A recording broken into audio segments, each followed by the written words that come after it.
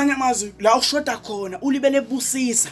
but hayi ngoba kulula. It is because you are surrounded by RAM, noma you are surrounded by RAM la khona ibusiso khona uyigenerator. Ngamanye amazwi lo ophayo ngekathi enebusisa kulula ukuthi uNkulunkulu mase sefika esezohlala ngaphezulu kwakho umoya ingcwele mangabe usuwehla nezibusiso ufice la khona wena ohlezi ukhipha khona ugcwalise khona, nathi instead la khona wena obuye ukhethe khona ukuthi namhlanje no ufike la khona umoya ingcwele la khona kujwayele khona ukuba neactivity khona, because mangabe usuyi-activity noNkulunkulu la khona kukhona le activity uNkulunkulu ufika in that place la khona kukhona i-movement azokhoza ukuthi kuzogcwala khona ngezibusiso, azogcwalisa leya movement. Ngamanye amazwi kuyenzeka ukuthi umuntu ayibona impilo yakhe imshonisa emuva, hayi ukuthi mhlambe ngoba khona into emlahlekelayo. It is because la khona i-activity uNkulunkulu ayifuna khona, la khona uNkulunkulu khona atshalile khona ukuthi operate, la khona ufuna uNkulunkulu khona ukuthi kube khona i-movement when uyayihoxa khona. But uNkulunkulu uthi kuleya ndawo manje kube khona izibusiso,